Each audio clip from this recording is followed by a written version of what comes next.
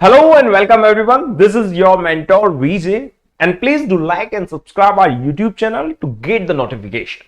यार बच्चों आज हम यहाँ पर अरिहंत के क्वेश्चंस बैंक के कुछ सिलेक्टिव क्वेश्चंस करने वाले हैं जो कि आपके टॉपिक इलेक्ट्रिसिटी से होंगे और जो कि आपके एग्जाम पॉइंट ऑफ व्यू से इंपॉर्टेंट होंगे, टर्म 2 एग्जाम के लिए इंपॉर्टेंट होंगे। वन बाय वन सारे क्वेश्चंस हम यहां पर करते हुए चलेंगे, so keep your eyes here. Now बच्चों, और अगर आपको इसकी हार्ड कॉपी भी चाहिए तो लिंक आपको डिस्क्रिप्शन में दिया हुआ है, वहां से जाकर आप डाउनलोड कर सकते हैं। चलिए यार अब स्टार्ट करते हैं, वन बाय वन सारे क्वेश्चंस यहां पर हम करने वाले हैं। तो चलिए स्टार्ट करते हैं from the very first question. पहला क्वेश्चन आपसे यहां पर पूछा गया है, determine the equivalent resistance. Equivalent resistance मैंने आपको बहुत ही बेहद शानदार तरीके से आपको समझाया था इक्विवेलेंट रेजिस्टेंस क्या होता है और किस तरीके से हम इक्विवेलेंट रेजिस्टेंस को फाइंड आउट करते हैं सीरीज और पैरेलल कनेक्शंस में। मैंने आपको यह भी पढ़ाया था कि सीरीज कनेक्शन क्या होता है और इक्विवेलेंट कैसे फाइंड आउट करते हैं, पैरेलल कनेक्शन क्या होता है और उसका भी इक्विवेलेंट कैसे फाइंड आउट करते हैं, और सर्किट के अंदर कौन से कनेक्शन पैरेलल है और कौन से कनेक्शन सीरीज है, ये भी मैंने आपको फाइंड आउट करने का बहुत ही बेहद शानदार तरीका आपको मैंने समझाया था। Now between 2 points x and y in the following circuit, यहां पर आपको एक ये सर्किट दिया हुआ है और इसमें हमें यहां पर इक्विवेलेंट रेजिस्टेंस फाइंड आउट करना है। बच्चों हमारी अप्रोच क्या होनी चाहिए क्वेश्चंस को सॉल्व करने की, हमें किस तरीके से ये पता लगेगा कि सीरीज में कौन सा है और पैरेलल में कौन सा है।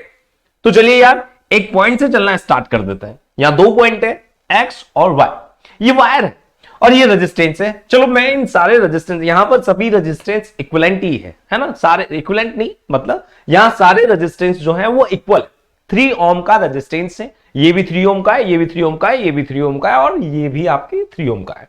फिर भी मैंने नए यहां पर R1 बोल देता हूं, इससे मैं R2 बोल देता हूं, इससे मैं R3 बोल देता हूं और इससे मैं R4 बोल देता हूं। अब यार पहली हेडेक मेरे ये है कि मुझे ये पता लगना चाहिए कि कौन सा पैरेलल है और कौन सा सीरीज में। यहां से चलना स्टार्ट करेंगे, तो जब यहां से चलना स्टार्ट किया तो बच्चों यार ये यहां तक एक जंक्शन आ गया, यहां पर एक जंक्शन आ गया। जंक्शन का मतलब होता है कि यहां से, आपको पता है यार रेलवे जंक्शन भी होते हैं, तो जंक्शन का मतलब होता है कि उस जगह से बहुत जगह ट्रेन्स निकलती है। इसी तरीके से जंक्शन से यहां पर 4 इधर भी वायर जा रहा है, इधर भी वायर जा रहा है, यानी कि यहां पर एक थोड़ा सा डिफिकल्ट सा हो जाता है कि यहां पर किस तरीके से हम फाइंड आउट करें कि सीरीज में है या पैरेलल है। तो यार ये तो क्लियर हुआ कि R1 तो आपका सीरीज में हो गया, बट जैसे इससे इधर बढ़ेंगे तो यहां पर ये कनेक्ट हुआ, फिर यहां तक आए, फिर यहां से यहां आए और यहां से वापस यहां आए, तो ये तो तीनों वायर वापस से मिलेंगे। तो यार ये बच्चों सीरीज में नहीं हुआ। हां हम यहां पर R2 और R3 को सीरीज में बोल सकते हैं क्योंकि इनके दोनों के एंड्स कनेक्टेड है और ये दोनों एंड्स दूसरे से कनेक्टेड है, तो ये दोनों आपका सीरीज में बोला जा सकता है।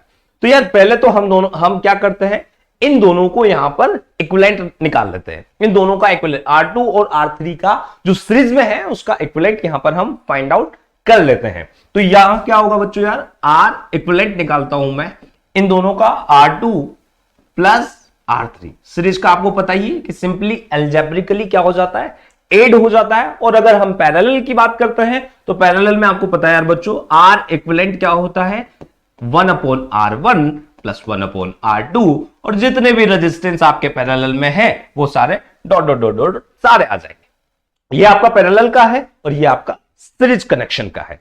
सीरीज कनेक्शन में ये 3 ओम और ये 3 ओम दोनों को हम यहां पर ऐड कर लेते हैं। तो यार यहां पर क्या हो जाएगा आपका बच्चों, यार समझना इधर ये देखें आप यहां पर ये क्या हुआ, R इक्विवेलेंट 3 ओम प्लस 3 ओम और ये हो गया आपके बच्चों 6 ओम का रेजिस्टेंस। अब मैं इसका इक्विवेलेंट सर्किट भी बनाऊंगा, ऐसा नहीं है कि मैं यहां पर डायरेक्ट कर रहा हूं, मैं यहां पर इसका इक्विवेलेंट सर्किट भी बनाता हूं। तो इक्विवेलेंट सर्किट क्या बनेगा समझना, यहां पर ये एक्स से हम चले थे और यार ये आपका एक सर्किट हो गया, सर्किट ये एक आपका रेजिस्टेंस हो गया 3 ओम का, जो कि मैंने R1 नाम से डिनोट किया था इससे। और यहां से अब क्या हुआ कि वो जो दोनों थे ये R2 और R3 ये अब दोनों सीरीज में लिख देंगे हम, और इसका इक्विवेलेंट रेजिस्टेंस कितना होगा, 6 ओम होगा। तो ये कितना हो गया बच्चों आपके यहां पर, ये तो एक ये वाला जो है ये तो 3 ओम का है ही आपके, और एक और था जो कि आपके 6 ओम का रेजिस्टेंस हो गया। ये 6 ओम का रेजिस्टेंस है, ये 3 ओम का रेजिस्टेंस है। क्लियर, ये वाई है आपका। अब बच्चों यार यहां पर इसका फर्स्ट एंड और इसका भी फर्स्ट एंड, इसका लास्ट एंड और इसका भी लास्ट एंड, दोनों एक दूसरे से कनेक्टेड है। दैट मीन्स कि ये आपका पैरेलल में होगा, ये और ये दोनों आपके पैरेलल में, ये दोनों आपके पैरेलल में है, तो इसका भी हम क्या निकालेंगे, आर इक्विवेलेंट निकालेंगे। और आर इक्विवेलेंट क्या होगा, आर इक्विवेलेंट क्या होगा इनका 1/R3, यानी कि R3 की जगह क्या हो जाएगा, 3 ओम आ जाएगा। तो 1/3 हो गया है यहां पर, सॉरी 1/R1 आएगा यहां पर, 1/R इक्विवेलेंट इन पैरेलल, इन दोनों का निकाल रहे बच्चों, है ना। यहां पर क्या हो जाएगा, R1 ये हो गया है 3, और यहां पर क्या जाएगा आपका 1/6। यहां से आप एलसीएम ले ले, और एलसीएम कितना आएगा आपका, यहां पर 6 आने वाला है, ये हो गया आपका 2 टाइम्स और ये हो गया आपका 1 टाइम्स। यहां कितना आ जाएगा आपका 3/6, और बच्चों यार यहां से क्या आ जाएगा 1/2। ये क्या है आपका 1/R इक्विवेलेंट। यहां बच्चों ध्यान दें कि बहुत से बच्चे क्या करते हैं, इस जगह गलती कर बैठते हैं। वो 1/R1 है, समझ रहे हो ना आप कि ये 1/R1 है। यहां पर बहुत से बच्चे क्या करते हैं, गलती कर बैठते हैं और डायरेक्ट इसी यही वैल्यू पुट कर देते हैं। नहीं बच्चों यार, इससे वापस से R1 बनाना है, तो यहां पर RE बनाना है, तो ये वापस से ऊपर चला जाएगा, क्योंकि ये 1/R1 था, RE है, तो ये क्या हो जाएगा 2 ओम का रेजिस्टेंस हो गया। यहां जो हमने फाइंड आउट किया इक्विवेलेंट, वो दोनों का इक्विवेलेंट कितना हुआ, 2 ओम का रेजिस्टेंस हुआ। और यार इससे क्या लिख देंगे हम यहां पर इक्विवेलेंट बनाकर, ये देखें आप बच्चों यार, अब इसका भी इक्विवेलेंट बना, तो ये कैसे बना, ये है आपका x और ये है आपका y, और ये आपका कितना हुआ 2 ओम का रेजिस्टेंस हो गया है, और ये आपका कितना है 3 ओम का रेजिस्टेंस। अब बच्चों ये तो समझ में आ गया है कि हमें ये दोनों तो आपके x और y, ये दोनों तो आपके सीरीज में ही है, तो सीरीज में है तो इनका इक्विवेलेंट क्या बनेगा, इनका इक्विवेलेंट इस तरीके से बनेगा। और यार यहां पर आपका जो फाइनल इक्विवेलेंट रेजिस्टेंस निकल के आएगा वो कितना आएगा, R सीरीज में है ये, तो 3+2 यानी कि आपकी कितना आ जाएगा 5 ओम। ये जो इक्विवेलेंट है वो कितने ओम का रेजिस्टेंस है, आपके 5 ओम का रेजिस्टेंस होगा। क्लियर है, आई थिंक आपको समझ में आ गया होगा, सारी चीजें बहुत बेहतर तरीके से समझ में आई होगी। और यार जो ऑप्शन आपको दिए हुए, option A, option B, option C, option D, तो कौन सा ऑप्शन करेक्ट है, 5 ओम वाला यहां पर आपके आंसर बिल्कुल करेक्ट है। 5 ओम का ये इक्विवेलेंट रेजिस्टेंस होगा। Now you can see that answer is A. Now move to the next question. दूसरे क्वेश्चन पर हम यहां पर चलते हैं। दूसरा क्वेश्चन आपसे यहां पर क्या पूछा गया है, चलिए ये आपको चाहे तो आप ये सॉल्यूशन भी देख सकते हैं, आपको यहां पर सॉल्यूशन भी दिया हुआ है। ये इक्विवेलेंट रेजिस्टेंस आपका 5 ओम का निकल कर आ गया है। नाउ दूसरा क्वेश्चन आपसे यहां पर क्या पूछा है बच्चों यार, student carries out a experiment, एक एक्सपेरिमेंट करता है student and plot the VI graph, V और I के बीच में ग्राफ प्लॉट करता है। टेक 3 सैंपल्स वो लेता है निक्रोम वायर के, विद रेजिस्टेंस R1, R2 और R3 रेस्पेक्टिवली। 3 रेजिस्टेंस है, 3 वायर है यहां पर, R1 एक का रेजिस्टेंस R1 है और एक का रेजिस्टेंस R2 है और थर्ड वन का R3 है। 3 रेजिस्टेंस है R1, 3 वायर है, वायर सेम ही मेटल के हैं, ठीक है। Respectively which of the following is true, इनमें से कौन सा करेक्ट है, option A, option B, option C और ऑप्शन डी। यानी कि आपसे पूछ क्या रहे कि कौन सा रेजिस्टेंस जो है वो सबसे ज्यादा है, R1 ज्यादा है, R2 ज्यादा है या R3 ज्यादा है। यार बच्चों मैंने आपको जब ओम्स लॉ पढ़ाया था तो उस टाइम आपको मैंने ग्राफ भी प्लॉट करना बताया था कि किस तरीके से ग्राफ प्लॉट करते हैं और इन दोनों के V और I के बीच में क्या रिलेशन होता है। अगर कोई ओमिक मेटल है, 2 तरह के मेटल्स मैंने आपको समझाए थे, ओमिक मेटल्स और नॉन ओमिक मेटल्स। जो ओमिक मेटल होते हैं वो ओम्स के लॉ को फॉलो करते हैं और जबकि जो नॉन ओमिक होते हैं वो ओम्स के लॉ को फॉलो नहीं करते। जब हम V और I के बीच में ग्राफ प्लॉट करते हैं ओमिक मेटल के लिए तो एक स्ट्रेट लाइन यहां पर हमें मिलती है। समझ में आ गया बच्चों। अब देखें यहां पर हम कुछ फिक्स कर देते हैं यार बच्चों, क्यों करंट तो हम फिक्स नहीं कर सकते, वोल्टेज जो हम पोटेंशियल डिफरेंस लगाते हैं बैटरी के थ्रू, किसी कनेक्शन में बैटरी के थ्रू जो पोटेंशियल डिफरेंस हम क्रिएट करते हैं उसे हम यहां पर फिक्स कर सकते हैं।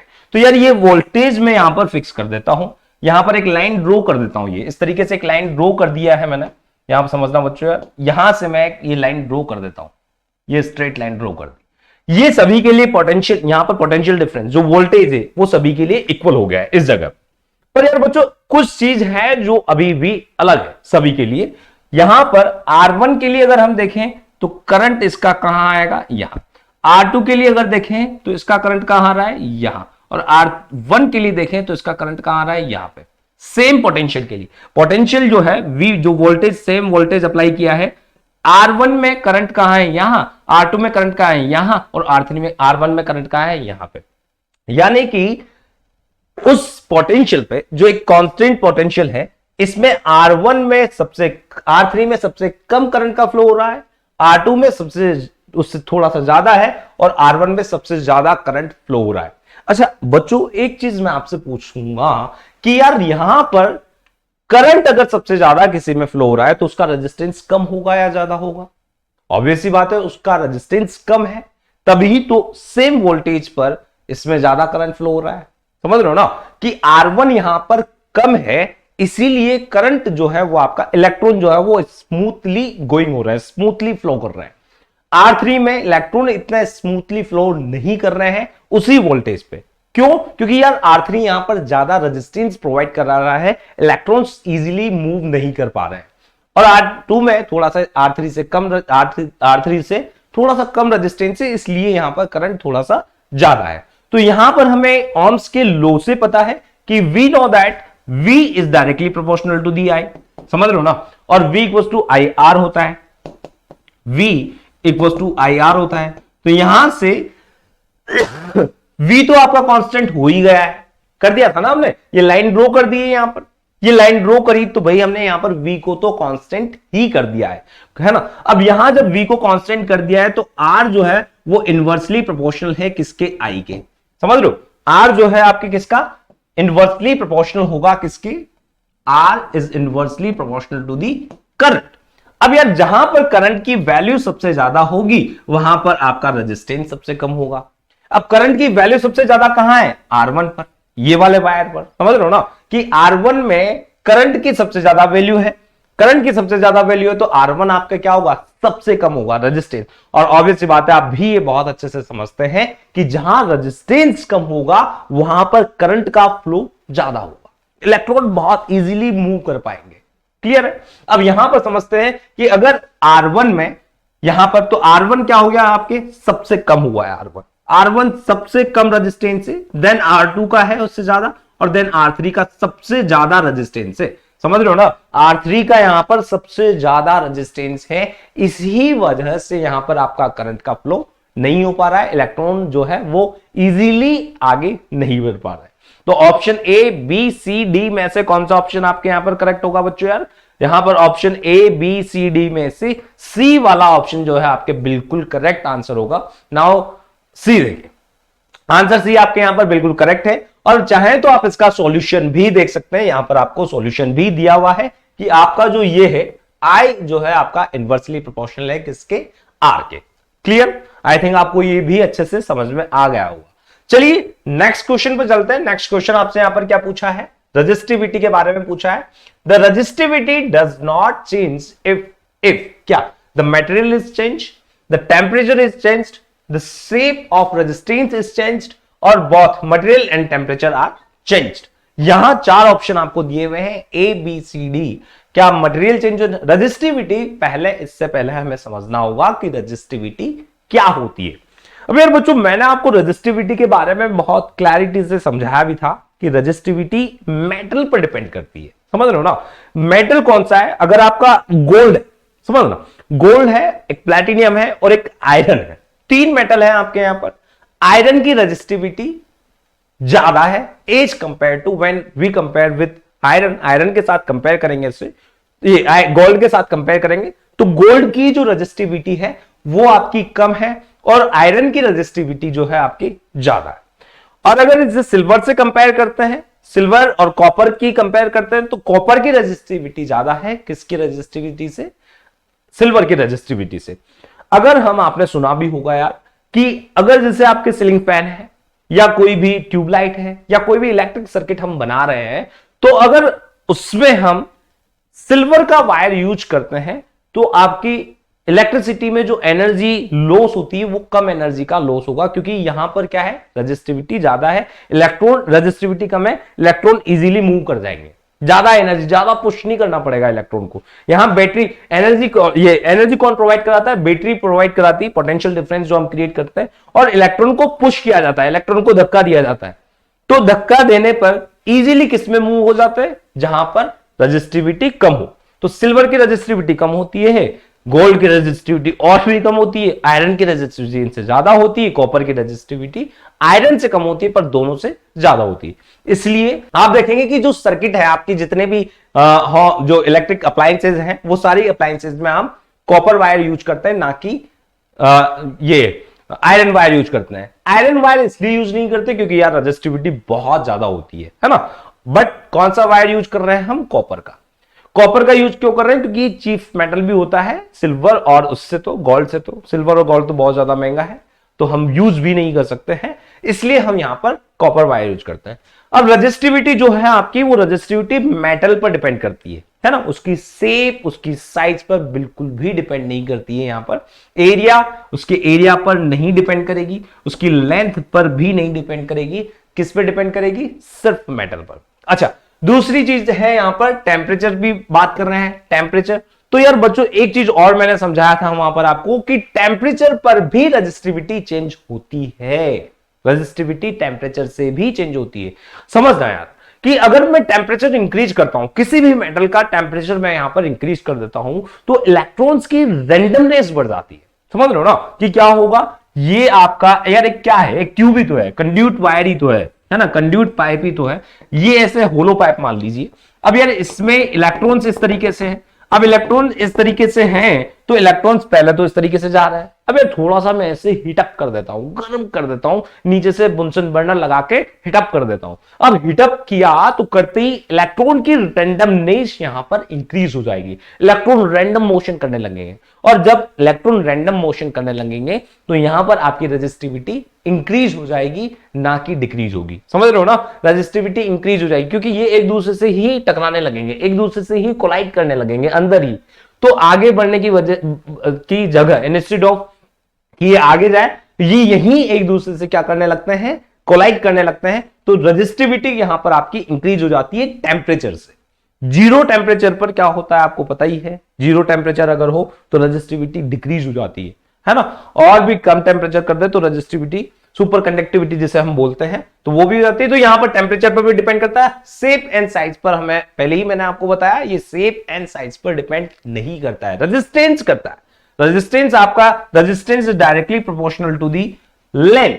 लेंथ के अगर लेंथ बढ़ेगी तो रेजिस्टेंस बढ़ेगा, और inversely proportional to the area. ये एक फॉर्मूला भी था, मैंने आपको समझाया भी होगा, R equal to rho L upon A। और ये रो क्या होता है? ये रो ही आपकी रेजिस्टिविटी होती है, जो कि हर मेटल की एक कांस्टेंट होती है, हर मेटल की। कॉपर की बिल्कुल फिक्स होगी, आयरन की बिल्कुल फिक्स होगी, गोल्ड की बिल्कुल फिक्स होगी, सबकी। तो यहां पर रेजिस्टिविटी नहीं डिपेंड करती है शेप एंड साइज पर, रेजिस्टेंस जरूर डिपेंड करता है, ऐसे जरूर ध्यान रखना। तो बहुत मटेरियल एंड टेम्परेचर, हाँ बिल्कुल ये वाला आपका बिल्कुल करेक्ट आंसर है, डी वाला यहां पर आपके ऑप्शन बिल्कुल सही है। और answer C, shape and size does not change if, अच्छा हाँ सॉरी बच्चों, यहां पर डज नॉट चेंज लिखा हुआ है, डज नॉट चेंज कब चेंज नहीं होगी? तो भाई कब चेंज नहीं होगी? जब शेप एंड साइज जो है आपकी क्या हो जाए, शेप एंड साइज जो है आपके कितनी भी चेंज कर लो आप, तो रेजिस्टेंस ही चेंज होगा, रेजिस्टिविटी चेंज नहीं होगी। तो ऑप्शन आपका कौन सा सही है? सी वाला, डज नॉट चेंज लिखा हुआ है बच्चों, यहां पर ये नहीं लिखा हुआ कि किससे चेंज होगी, है ना। तो डज नॉट किससे चेंज नहीं होगी, किसी में भी फर्क पड़ जाए, भले उसकी एरिया बढ़ जाए, चाहे उसकी लेंथ बढ़ जाए, पर कोई फर्क नहीं पड़ने वाला है यहां पर हमें। तो सी वाला जो है आपका बिल्कुल करेक्ट आंसर है। चलिए नेक्स्ट क्वेश्चन पर चलते हैं। यहां पर चाहे तो आप इसका सॉल्यूशन भी देख सकते हैं, सॉल्यूशन भी आपको यहां पर गिवन है। Resistivity depends on the nature of material and the temperature but does not depends on the shape of the resistor. Clear? Now move to the next question. Question number 4। और यहां पर क्या पूछा है आपसे, a cylindrical conductor of length L, एक cylindrical conductor है जिसकी लेंथ आपको यहां पर L दी हुई है, and uniform area of cross section A has resistance R, जिसका रेजिस्टेंस R है और cross sectional area, uniform cross sectional area है जो कि आपका A है। Another conductor of length 2L, एक और कंडक्टर है जिसकी लेंथ आपको यहां पर 2L है, एंड रेजिस्टेंस जो है आपका वो कितना है R, of the same material has area of cross section, उसका एरिया ऑफ क्रॉस सेक्शन कितना होगा, ये हमसे पूछा गया है। A B C D में से यहां पर आंसर हमें देना है। दो कंडक्टिंग वायर है जिस एक की लेंथ तो दी हुई है L और उसका यूनिफॉर्म क्रॉस सेक्शनल एरिया भी आपको यहां पर दिया हुआ है कितना, यो है A। दूसरा एक और ऐसा ही कंडक्टिंग वायर है जिसकी लेंथ आपको दी हुई है 2L और क्रॉस सेक्शनल एरिया जो है आपको यहां पर नहीं दिया हुआ है, ये आपको फाइंड आउट करना है, और रेजिस्टेंस उसका भी कितना है R। तो यार बच्चों, अभी इससे जस्ट पहले वाला जो क्वेश्चन था, इससे पहले वाले क्वेश्चन में मैंने आपको एक फॉर्मूला भी बताया था, रो R वाला, रेजिस्टेंस वाला, resistance R equal to rho L upon A, ये वाला मैंने फॉर्मूला आपको लिखाया था। अच्छा, सिलेंड्रिकल वायर है और another conducting of length same material, देखो यहां पर क्या लिखा हुआ है, सेम मटेरियल, सेम मटेरियल है। तो इससे पहले वाले क्वेश्चन में मैंने आपको बताया था कि सेम मटेरियल है तो ये रो जो है आपका ये क्या होगा, सेम होगा। क्लियर है, रो यानी कि रेजिस्टिविटी आपका सेम मटेरियल की, अगर गोल्ड का है तो वही गोल्ड के कितने भी वायर ला दो आप, सभी की रेजिस्टिविटी सेम होने वाली है। आयरन की अगर बात करें तो आयरन के कितने भी वायर आप लाते हैं, सबकी रेजिस्टिविटी क्या होने वाली है, सेम ही होने वाली है। तो मटेरियल सेम है तो भाई रेजिस्टिविटी तो सेम होगी। यहां पर R दिया हुआ है, L दिया हुआ है, A फाइंड आउट करना है। तो वायर फर्स्ट के लिए हम निकालते हैं, रो तो सभी का सेम होगा, तो रो इक्वल टू क्या हो जाएगा, यहां पर रो इक्वल टू हो जाएगा आपके, रो इक्वल टू क्या हो जाएगा बच्चों, रो R A अपॉन L हो गया। क्लियर है, R A अपॉन L हो जाएगा। तो R फर्स्ट वायर के लिए R A कितना है, A, और L कितना है, ये क्लियर है। फर्स्ट कंडक्टिंग वायर के लिए यही लेंथ आपकी L दी हुई है, एरिया आपको A दिया हुआ है और उसका रेजिस्टेंस आपको A दिया हुआ है। दूसरा वायर जो है, दूसरा वायर सेकंड के लिए रेजिस्टिविटी रो, और ये कितना है, रो इक्वल टू, ये कितना होगा बच्चों, रेजिस्टेंस तो इसका भी R ही दिया हुआ है। A क्रॉस सेक्शनल एरिया हमें यहां पर फाइंड आउट करना है, तो A बेस लिख देता हूं क्योंकि ये हमें फाइंड आउट करना है, ये हमें पता नहीं है। और यहां पर लेंथ दी हुई है आपको सेकंड मटेरियल की, वो कितनी दी हुई है, 2L, तो यहां पर मैं 2L लिख देता हूं। अच्छा बात सुनो मेरे बच्चों की, रेजिस्टिविटी जो है वो दोनों की सेम है, तो इन दोनों इक्वेशंस को इक्वल रखा जा सकता है। इक्वेशन फर्स्ट और इक्वेशन सेकंड को पुट किया जा सकता है इक्वल, बिकॉज दोनों की रेजिस्टिविटी तो सेम है, सेम मटेरियल है तो रेजिस्टिविटी सेम होगी। तो सेम मेटल है, रेजिस्टिविटी सेम होगी, तो यहां पर इक्वेशन 1 और 2 दोनों को क्या कर देंगे, हम बराबर कर देंगे, और यहां से R A upon L equal to R A dash upon 2L हो जाएगा। क्लियर, जो कट रहा है यहां से काट देंगे। क्या क्या कट रहा है बच्चों यार, R से R कैंसिल आउट हो रहा है, L से L कैंसिल आउट हो रहा है, ये A कैंसिल आउट नहीं होगा, समझ लो ना, क्योंकि ये A तो फाइंड आउट करना है हमें, समझ रहे हो कि ये A तो हमें यहां पर फाइंड आउट करना है। तो यहां से A डैश इक्वल टू क्या आ जाएगा आपका, A dash equal to, sorry यहां पर क्या हो जाएगा, समझना बच्चों यार, A upon 1 equal to A dash upon 2 यहां पर बचा हमारे पास, और A डैश कितना हो जाएगा, A डैश इक्वल टू हो जाएगा आपके 2A, ये निकल के आया आपका। यानी कि एरिया क्या हो जाएगा आपका, अगर लेंथ को हम 2L कर दें तो एरिया क्या हो जाएगा आपका 2A, एरिया क्या हो जाएगा आपका 2A, और यहां से क्या निकल के आया, कौन सा ऑप्शन सही है आपका, सी वाला जो ऑप्शन है वो बिल्कुल करेक्ट ऑप्शन है, सी। देखें आप, सी वाला ऑप्शन आपके बिल्कुल करेक्ट है। तो आई थिंक बच्चों ये आपको समझ में आ गया होगा, बिल्कुल फॉर्मूला बेस्ड क्वेश्चन था, और जनरली हम समझ भी सकते हैं कि यहां पर लेंथ अगर 2L कर देते हैं तो एरिया आपका डबल हो जाएगा, अगर हमें रेजिस्टिविटी को सेम रखना है। क्लियर है, चलिए you can see the solution also, solution is also given here, यहां पर सॉल्यूशन भी आपको गिवन है, और इससे भी आप बहुत देख सकते हैं, क्लैरिटी से लिखा हुआ है सब कुछ, क्लियर है। चलिए नेक्स्ट क्वेश्चन पर चलते हैं, क्वेश्चन नंबर 5। क्वेश्चन नंबर 5 में क्या पूछा है आपसे, What is the maximum resistance which can be made using 4 resistors each of 1/2 ohm? है ना, सभी के सभी आपके 4 रेजिस्टेंस हैं आपके, जो कि सभी के सभी रेजिस्टेंस 1/2 ओम के हैं। मैक्सिमम रेजिस्टेंस हमें यहां पर फाइंड आउट करना है, तो कैसे फाइंड आउट करेंगे, कौन सा होगा मैक्सिमम रेजिस्टेंस, अगर 4 रेजिस्टेंस आपके 1/2 ओम के हैं, और अगर आपको यहां पर मैक्सिमम रेजिस्टेंस अगर फाइंड आउट करना है तो कौन सा होगा आपका मैक्सिमम रेजिस्टेंस। अब यार मैंने बच्चों आपको समझाया था कि अगर मैक्सिमम रेजिस्टेंस होगा तो मैक्सिमम रेजिस्टेंस हमेशा सीरीज में ही होगा, ना कि पैरेलल में होगा। पैरेलल में अगर आप डिवाइसेस को कनेक्ट करते हैं तो रेजिस्टेंस आपका क्या हो जाता है, कम हो जाता है। बट अगर आप सीरीज में अप्लायंसेस को कनेक्ट करते हैं तो यहां पर आपका रेजिस्टेंस जो है वो बढ़ जाएगा, इंक्रीज हो जाएगा, क्लियर। तो यहां पर अगर हमें मैक्सिमम, यहां तो हमें मैक्सिमम ही निकालना है, और मैक्सिमम ही रेजिस्टेंस अगर यहां पर फाइंड आउट करना है तो सभी को, जितने भी जो 4 ओम के रेजिस्टेंस है सभी को हम क्या करेंगे, सीरीज में कनेक्ट करेंगे, क्लियर है। तो इस तरीके से अगर हमें मैक्सिमम रेजिस्टेंस यहां पर फाइंड आउट करना है तो भाई हम क्या करने वाले हैं, चारों जो रेजिस्टेंस है आपके, इन चारों रेजिस्टेंस को क्या कर देंगे, हम सीरीज में कनेक्ट कर देंगे। ये कितने का है आपका 1/2 ओम का है, ये भी आपका कितने का है 1/2 ओम का है, ये भी आपका कितने का है 1/2 ओम का है, और ये भी आपका कितने का है 1/2 ओम का है।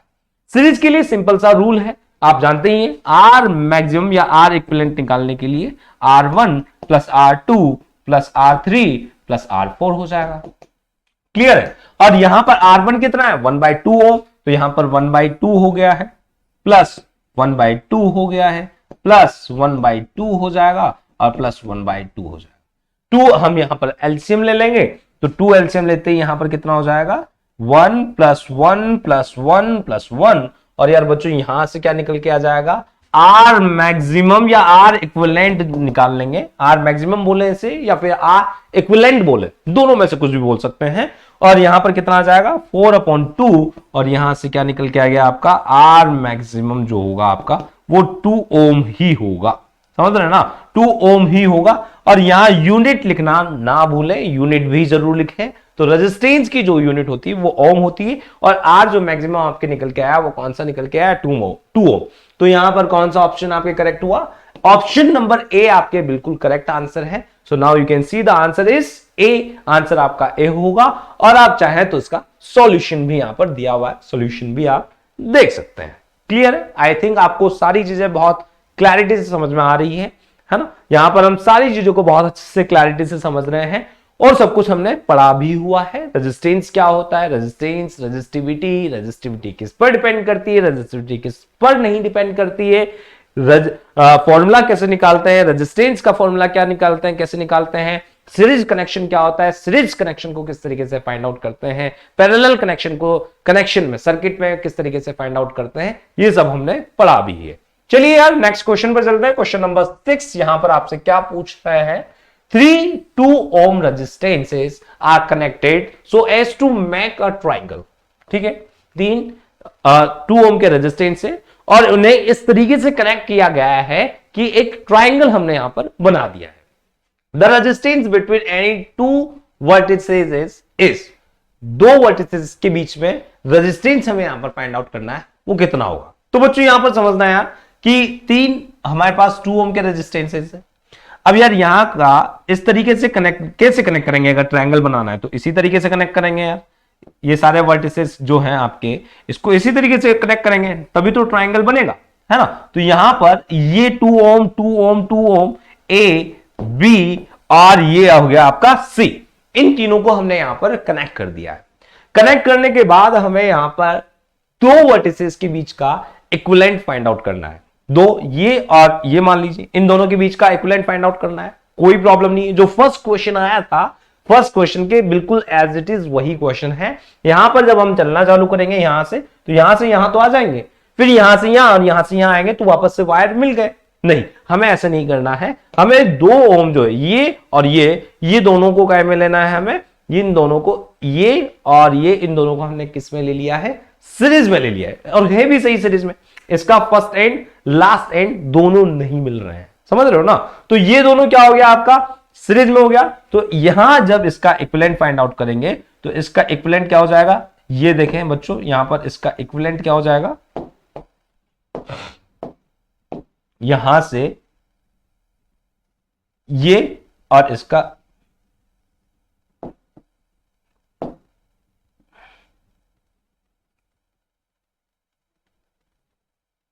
ये इस तरीके से कनेक्ट कर देंगे। इसका इक्विवेलेंट निकल के आया, ये कितना है, ये तो है आपका 2 ओम और यार इसका जो इक्विवेलेंट निकाला हमने वो कितना होगा, आर इक्विवेलेंट सीरीज में है क्योंकि, तो are equivalent R1 plus R2 होगा और यहां से 2 प्लस 2 कितना हो जाएगा, 4 ओम हो जाएगा। तो यहां पर कितना आ जाएगा आपके बच्चों यार, 4 ओम हो जाएगा। ये है आपका 2 वर्टिसेस हैं, बी और सी बी और ए मान लेते हैं। इन दोनों के बीच में हमें इक्विवेलेंट रेजिस्टेंस निकालना है। इक्विवेलेंट रेजिस्टेंस निकालना है तो ये 2 और 4 ओम है और 2 और 4 ओम जो है आपके, ये इसका फर्स्ट एंड और इसका फर्स्ट एंड दोनों एक साथ है, इसके लास्ट एंड दोनों एक साथ है। तो यार ये आपका कौन सा कनेक्शन हुआ, सीरीज कनेक्शन हुआ, ये पैरेलल कनेक्शन हुआ, सॉरी। तो पैरेलल कनेक्शन हुआ तो इस तरीके से हम इसको फाइंड आउट कर देंगे। यहां पर कितना हुआ इक्विवेलेंट, तो कैसे निकालते हैं, आपको मैंने बताया ही है कि किस तरीके से फाइंड आउट करते हैं। यहां पर हम किस तरीके से फाइंड आउट करेंगे बच्चों यार, R equivalent equal to 1 upon R equivalent equals to 1 upon R1 plus 1 upon R2। अब यहां पर 1 upon R equivalent निकाल रहे हैं तो 1 upon R1 कितना है 2, तो यहां पर 1 upon 2 लिख दूंगा मैं और यहां पर कितना होगा 1 upon 4, यहां से एलसीएम ले लिया 4 आ जाएगा और ये कितना टाइम्स 2 टाइम्स, ये कितने टाइम्स 1 टाइम्स, यहां कितना आ जाएगा 3 upon 4। पर ये कितना क्या आया बच्चे, यहां पर 3 upon 4 भी लिख देंगे, ऑप्शन भी दिया हुआ है आपको, एग्जामिनर देगा इस तरीके के ऑप्शंस भी देगा कि आपके 3/4 आया तो ये भी ऑप्शन है और एक 4/3 भी ऑप्शन है। अच्छा कौन सा सही होगा, आप भी समझते हैं कि यहां पर डी वाला ऑप्शन है वो बिल्कुल करेक्ट ऑप्शन है। क्यों, क्योंकि भाई जो हमने ये 3/4 है ये तो 1/R1 है, 1/R1 है, यहां पर 1/RE सॉरी वो कितना है 3/4 है। पर हमें निकालना क्या है, हमें तो यार RE निकालना है, RE निकालना है तो इसका वाइस वर्सा हो जाएगा 4/3 हो जाएगा। ठीक है, तो 4/3 वाला जो है आपका बिल्कुल करेक्ट आंसर होगा, डी आपका यहां पर करेक्ट आंसर होगा। Now you can see that D is your correct answer. I hope कि आपको सारी चीजें समझ में आ गई किस तरीके से पैरेलल और सीरीज कनेक्शन को हम यहां पर फाइंड आउट कर रहे हैं, इक्विवेलेंट को फाइंड आउट कर रहे हैं। Now you can see that answer, आपको सॉल्यूशन भी दिया हुआ है, सॉल्यूशन भी आप चाहें तो यहां पर देख सकते हैं। चलिए नेक्स्ट क्वेश्चन पर चलते हैं। नेक्स्ट क्वेश्चन आपसे यहां पर क्या पूछा गया है, नेक्स्ट क्वेश्चन है आपका the filament of bulb is made up of, filament of bulb is made up of, यानी कि जो फिलामेंट होता है बल्ब का वो किसका बना होता है। यार यहां पर थॉमस एडिशन का नाम तो आपने सभी ने सुना ही होगा अगर इलेक्ट्रिसिटी चैप्टर आपने ढंग से पढ़ा होगा, क्योंकि हर टीचर ने थॉमस एडिशन का एग्जांपल आपको दिया ही होगा कि यार 1000 टाइम्स जो है उसने एक्सपेरिमेंट किए और फिलामेंट के लिए एक्सपेरिमेंट किए कि कौन सा फिलामेंट सुटेबल है बनाने के लिए, बल्ब बनाने के लिए। अब ऐसा क्या है कि भाई क्यों, कौन सा, क्यों हमने जो आयरन का वायर है वो यूज नहीं किया है, क्यों हमने गोल्ड का वायर यूज नहीं किया, क्यों हमने सिल्वर का वायर यूज नहीं किया, क्यों हमने कोई थ्रेड जो है वो यूज नहीं किया फिलामेंट के लिए। तो भाई जब हमने देखा, जब थॉमस एडिशन ने एक्सपेरिमेंट किए तो एक्सपेरिमेंट में यार उन्होंने देखा कि जो भी फिलामेंट हम लगा रहे हैं वो सारे के सारे फिलामेंट ऑक्सीडाइज हो जा रहे हैं। ऑक्सीडाइज हो जा रहे हैं इसका मतलब क्या है, ऑक्सीडाइज हो जाने का मतलब ये होता है कि जब हम करंट का फ्लो करते हैं और जब इलेक्ट्रॉन का फ्लो होने लगता है तो इतनी ज्यादा एनर्जी रिलीज होती है कि वो वायर जो है वो मेल्ट हो जाता है। समझ में आ गया, मेल्ट हो जाता है और ब्रेक हो जाएगा। यानी कि आयरन का वायर भी अगर हमने यूज किया तो आयरन का वायर भी हीट अप होके मेल्ट हो गया, गोल्ड का वायर भी यूज किया तो गोल्ड का वायर भी हीट अप होके मेल्ट हो गया और हमें चाहिए थी लाइट। तो थाउजेंड्स एक्सपेरिमेंट करने के बाद हमें यह बात पता लगी कि यार टंगस्टन ही एक ऐसा फिलामेंट है जो कि बल्ब में यूज किया जा सकता है, टंगस्टन का। और टंगस्टन का मेटल ही क्यों यूज किया जा सकता है, क्योंकि यार इसका एक तो मेल्टिंग पॉइंट भी बहुत ज्यादा हाई हो जाए, कितना ही गर्म हो जाए, कितना ही हीटअप हो जाए, पूरा पूरा रेड हो जाए, पूरा पूरा रेड हो जाए, इतना हीटअप हो जाए तो भी ये मेल्ट नहीं होता। समझ गए ना, मेल्टिंग पॉइंट बहुत ज्यादा है, और मेल्टिंग पॉइंट बहुत ज्यादा हो तो है ही, और साथ में ऑक्सीडाइज भी नहीं होता है। ऑक्सीडाइज मतलब कि बर्न नहीं होगा, है ना। तो बर्न नहीं होगा तो कौन सा आपका बेस्ट मेटल, ये एक्सपेरिमेंट से पता लगा है बच्चों, है ना। तो एक्सपेरिमेंट से पता लगा है, तो यहां पर आपका टंगस्टन वाला जो वायर है वो फिलामेंट के लिए सुटेबल है बिल्कुल। ये हम यूज नहीं करते हैं। चलिए नेक्स्ट क्वेश्चन कौन सा है आपका, ये चाहे तो आप देखें, the filament of electric bulb is made up of tungsten because it has a very high resistance. बहुत ज्यादा हाई रेजिस्टेंस होता है इसका, है ना। और हाई रेजिस्टेंस होगा तो हाई रेजिस्टेंस होने से क्या होता है कि इलेक्ट्रॉन के फ्लो में रेजिस्टिविटी बहुत ज्यादा होगी, और रेजिस्टिविटी बहुत ज्यादा होगी तो जो एनर्जी हम दे रहे हैं बैटरी के थ्रू, जो केमिकल एनर्जी हम दे रहे हैं, पोटेंशियल डिफरेंस जो हम क्रिएट कर रहे हैं, उससे क्या होगा, जो वो एनर्जी है वो एनर्जी क्या होगी, रिलीज होगी हीट की फॉर्म में, और हीट की फॉर्म में रिलीज होगी तभी आपके जो बल्ब्स हैं, जो लाइट्स हैं, वो लाइट अप होगी। और इस कंडीशन में लाइट अप तो भी करना है और उसको बर्न भी नहीं करना है, तो टंगस्टन आपका सुटेबल फिलामेंट है। नाउ नेक्स्ट कौन सा है, क्वेश्चन नंबर 8, और यहां पर क्या पूछा है बच्चों यार, the rate at which energy is delivered by a current is determined by heat, potential difference, electric power और work. The rate at which energy is delivered, जो एनर्जी डिलीवर की जाती है by current is determined by, किसके द्वारा determine, कैसे determine की जाती है कि एनर्जी हम जो करंट के थ्रू डिलीवर कर रहे हैं। तो यार आपको पता है वो हमेशा हम किससे फाइंड आउट करते हैं, पावर से फाइंड आउट करते हैं, पावर कितनी है उसकी। समझ में आ रहा है कि कोई सी भी जो आपने इलेक्ट्रिक अप्लायंसेस देखी होगी वो कितने पावर का है, यानी कि कितनी एनर्जी कंज्यूम करेगा। आपने जो टिल्लू पंप्स होते हैं, जो कि वाटर वाले पंप होते हैं, वो भी देखा होगा कि हाफ हॉर्स पावर का है, पावर लगा रहे हैं हम पीछे हमेशा। ये जो ट्यूबलाइट्स हैं, तो ट्यूबलाइट्स कितने वोल्ट की है, यानी कितने पावर की है ना। तो यहां पर हम किस तरीके से फाइंड आउट करते हैं, जो एनर्जी डिलीवर की जाती है करंट के थ्रू, वो फाइंड आउट करते हैं हम इलेक्ट्रिक पावर की फॉर्म में। समझ में आ रहा है। तो इलेक्ट्रिक पावर क्या होता है, P W equals to work done by per unit time.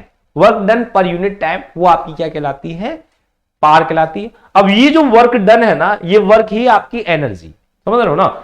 Energy को आप वर्क कहें, वर्क को आप एनर्जी कहें, दोनों एक ही जैसा है ना। तो वर्क और एनर्जी जो है, एनर्जी है, ये वर्क जो है वो एनर्जी की फॉर्म में ही जाता है यहां पर। तो P equals to W upon T होता है, और ये जो है हम एनर्जी किस में फाइंड आउट कर रहे हैं, पावर की फॉर्म में कर रहे हैं। क्लियर है। तो कौन सा हुआ, इलेक्ट्रिक पावर, यानी कि इलेक्ट्रिक पावर की फॉर्म में हम मेजर करते हैं, डिटरमाइन करते हैं। आंसर आपका कौन सा हुआ बच्चों यार, आंसर आपका बी जो है बिल्कुल करेक्ट आंसर है। Now you can see the solution also, that electric power determines the rate at which energy is delivered by current. Clear. Now move to the next question. Next question पर चलते हैं। Next question number 9 आपसे क्या पूछा गया है, an electric kettle consumes 1 kilowatt of electric power when operated at 220 volt. A fuse wire of what rating must be used for it? आपको पता है कि फ्यूज वायर जो है वो क्यों यूज किया जाता है, फ्यूज वायर किस रेटिंग का हम यूज करें कि ये केटल जो है वो सेफ रहे, सेफ लिमिट पे रहे। अगर ज्यादा पावर चली जाती है तो क्या हो सकता है कि ये केटल आपकी बर्न हो सकती है ना। तो यहां पर हम क्या यूज करते हैं, फ्यूज का यूज करते हैं। तो फ्यूज से क्या होगा आपका कि जो वो लिमिट हमने सेट करी है, उस लिमिट से अगर ज्यादा एनर्जी का फ्लो होता है तो फ्यूज क्या होता है, ऑटोमेटिक ब्रेक हो जाता है और कनेक्शन को आगे ब्रेक कर देता है। तो किस रेटिंग का हमें यहां पर फ्यूज लगाना है, ये आपसे क्वेश्चन पूछा गया है। चलिए, एक इलेक्ट्रिक केटल कंज्यूम कर रहा है, कितनी एनर्जी कंज्यूम कर रहा है, ये 1 किलोवाट, 1 किलोवाट एनर्जी यानी कि वही पावर है ना। तो P किस इक्वल टू कितना हो गया, 1000 वोल्ट पावर हो गई आपकी। ठीक है। और क्या है, of electric power when operated, voltage भी आपको दिया हुआ है, वोल्टेज आपको कितना दिया हुआ है, 220 वोल्ट दिया हुआ है। अ fuse wire of what rating must be used, कितने एम्पियर की करंट फ्लो होगा उसमें, और कितने एम्पियर का हमें फ्यूज वायर यूज करना है ताकि ये सेफ रहे। तो यू नो दैट कि आपको दो चीजें दी हुई है, यहां पर पावर दी हुई है, वी आपको यहां पर दिया हुआ है। हम एक फॉर्मूला जानते हैं बच्चों यार, फॉर्मूला क्या है, पावर P इक्वल्स टू क्या होता है, VI होता है। समझ रहे हो ना, P इक्वल्स टू क्या होता है, VI होता है। अब यहां से क्या होगा, यहां से हमें करंट को फाइंड आउट करना है, तो करंट को फाइंड आउट करना है तो I इक्वल्स टू कितना हो जाएगा, I इक्वल्स टू हो जाएगा P अपॉन V। और यार P कितना दिया हुआ है आपको 1000 वोल्ट, तो यहां पर मैंने 1000 लिख दिया है। V कितना दिया हुआ है 220, 0 से 0 कैंसिल हो गया है ना, 0 से 0 कैंसिल हो गया, 2 की टेबल से फिर से कैंसिल हो जाएगा, 2 की टेबल से ये कैंसिल हो गया है आपका 5 टाइम्स और ये 0 और ये 11 टाइम्स। ठीक है, तो I इक्वल टू कितना हो जाएगा आपका 50 अपॉन 11 एम्पियर। अब यार 11 की टेबल से कट करते हैं तो 4 टाइम्स जाएगा, 4 पॉइंट कुछ समथिंग आएगा, 4 पॉइंट कुछ समथिंग आएगा। तो हमें किसका यूज करना चाहिए, 5 एम्पियर का, 4 एम्पियर का, 1 एम्पियर का या 2 एम्पियर का। तो यहां पर 4 पॉइंट समथिंग कुछ आएगा, है ना, कितना आया यहां पर 4 आया तो 6 आ जाएगा, 4.6 एम्पियर की करंट इसमें फ्लो होगा, 4.6 एम्पियर। अब यार ये बताएं कि इसमें 5 एम्पियर का यूज करें या 4 एम्पियर का यूज करें। हाँ, तो ये बताओ इसमें 4 एम्पियर का यूज करें या 5 एम्पियर का यूज करें फ्यूज को।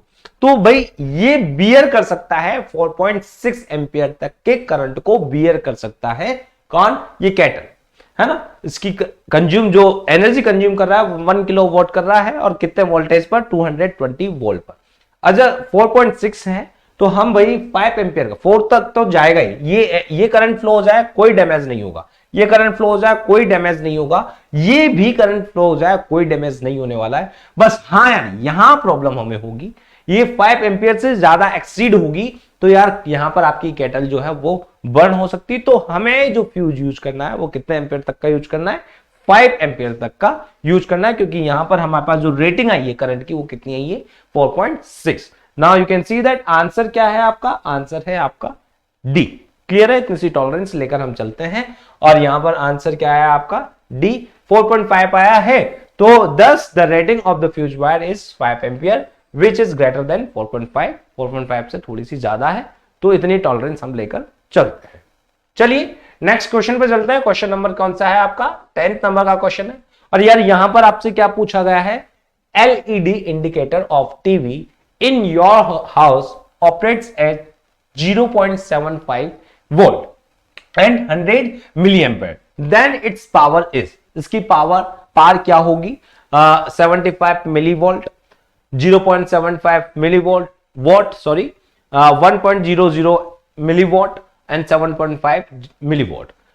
एलईडी इंडिकेटर है of a TV in your house operates at, इस 0.75 वोल्ट पर ऑपरेट हो रहा है और इतने ही एम्पियर की इसमें करंट का फ्लो हो रहा है।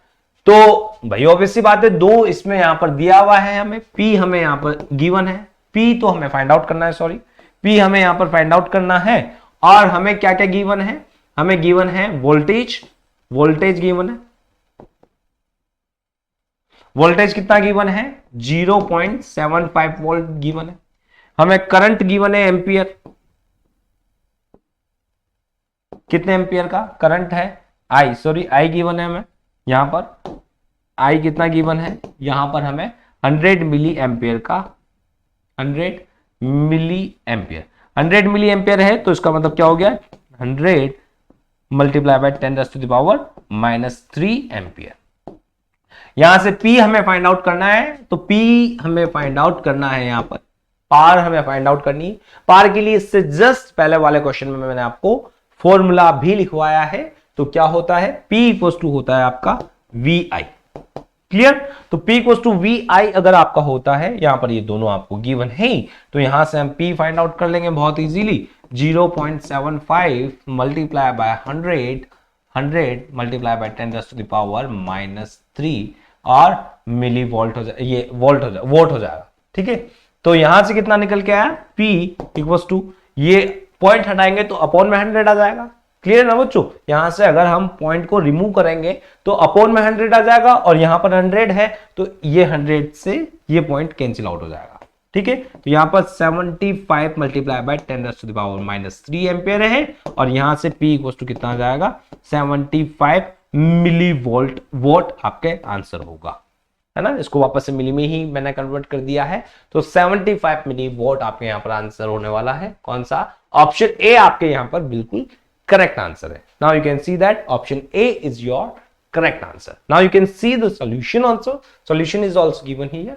यहां पर देखो आप सॉल्यूशन भी यही दिया हुआ है, मिली वोट आपके यहां पर आंसर है। क्लियर है? आई होप कि आपको ये भी समझ में आया होगा। तो नेक्स्ट क्वेश्चन है आपका यहां पर, state the law which gives the relationship between current and potential difference, define the unit of resistance. Resistance की यूनिट डिफाइन करनी है, और ऐसा कौन सा लॉ है जो कि आपके पोटेंशियल डिफरेंस और करंट के बीच में एक रिलेशन शो करता है। यार इलेक्ट्रिसिटी चैप्टर में मैंने आपको पढ़ाया था कि ओम्स लॉ जो है आपके पोटेंशियल डिफरेंस और करंट के बीच में एक रिलेशन शो करता है। ओम्स लॉ के अकॉर्डिंग क्या होता है, when a current flowing in a conducting wire is directly proportional to the potential difference applied across both ends of a conducting wire. Understood? क्या होगा कि जब हम ये आपका कोई कंडक्टिंग वायर है, तो जो इसका इसमें जो करंट फ्लो होगा वो करंट इसके बोथ एंड्स पर जो हम पोटेंशियल डिफरेंस अप्लाई कर रहे हैं उसके डायरेक्टली प्रोपोर्शनल होगा। और वी कैन से दैट, अगर हमें इसे मैथमेटिकली फॉर्म में लिखना है तो V is directly proportional to the I। यहां हमें इस प्रोपोर्शनलिटी कांस्टेंट को भी हटाना होता है, और इस प्रोपोर्शनलिटी कांस्टेंट को हटाने के बाद हम क्या लिखेंगे यहां पर, R, V equal to I R। और ये R क्या है, ये R ही आपका रेजिस्टेंस है। रेजिस्टेंस क्या होता है, इलेक्ट्रॉन के फ्लो को जो अपोज करता है उसे हम रेजिस्टेंस बोलते हैं, है ना। जब मैंने यहां पर बैटरी लगाई है और बैटरी लगाने के बाद जब इलेक्ट्रॉन इधर फ्लो होना स्टार्ट करेंगे तो इसके फ्लो को अपोज जो करेगा वो रेजिस्टेंस होता है, समझ में आया। और इस रेजिस्टेंस की एसआई यूनिट क्या होगी, इसकी रेजिस्टेंस की एसआई यूनिट होती है ओम।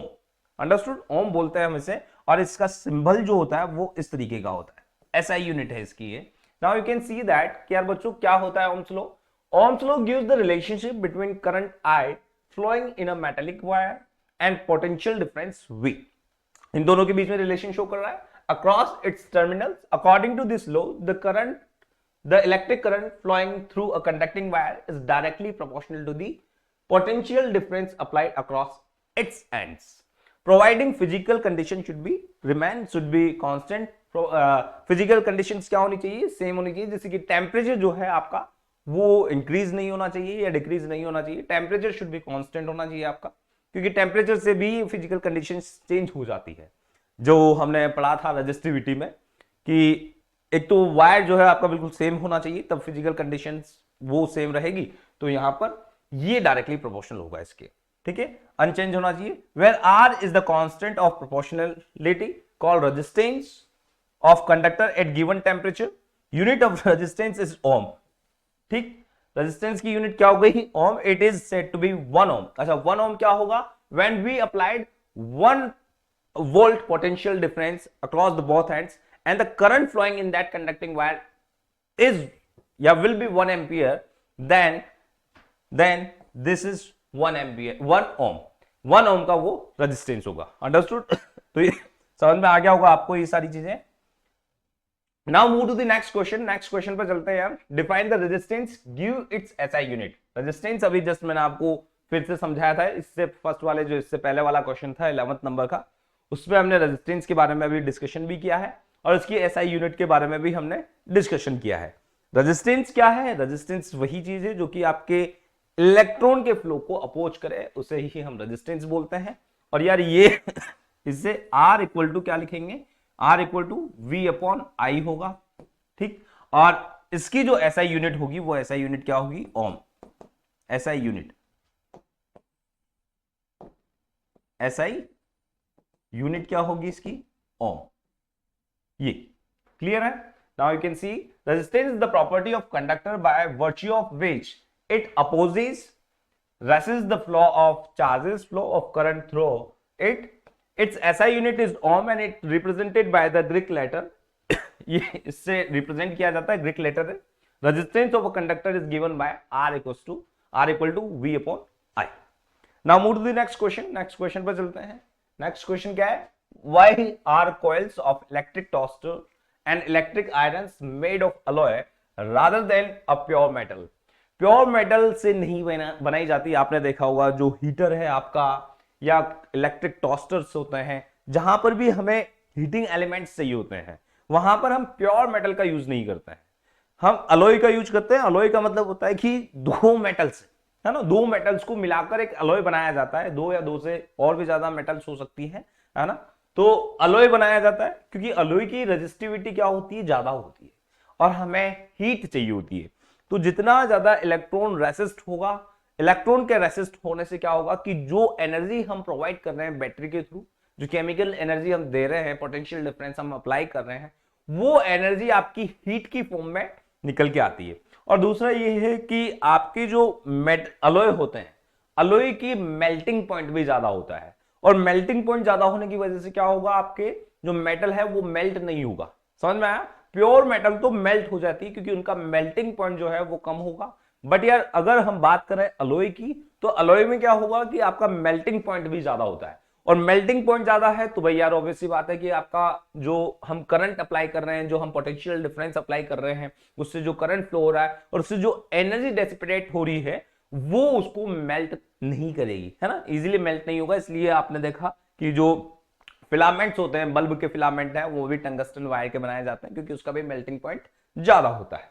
Now alloys have a higher resistivity than their constituent metals, है ना।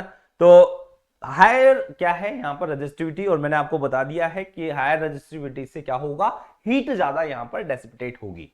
दे डू नॉट ऑक्सीडाइज नहीं होते। मैंने वही जस्ट बोला, टंगस्टन के केस में भी मैंने आपको बताया था, इससे पहले 7th नंबर का क्वेश्चन था मैं भी, जहां पर मैंने बताया था कि जो फिलामेंट है आपके, वो फिलामेंट टंगस्टन के बनाए जाते हैं। और टंगस्टन के क्यों बनाए जा रहे हैं, क्योंकि यार टंगस्टन जो है वो इजीली ऑक्सीडाइज नहीं होता है, बर्न नहीं होगा आपका। अगर चीजें बर्न हो गई, आपका मेटल ही बर्न हो गया, तो उस कंडीशन में क्या होगा, हाँ, डिवाइसेज ही, इलेक्ट्रिक अप्लायंसेज ही नहीं बनाई जा सकेगी।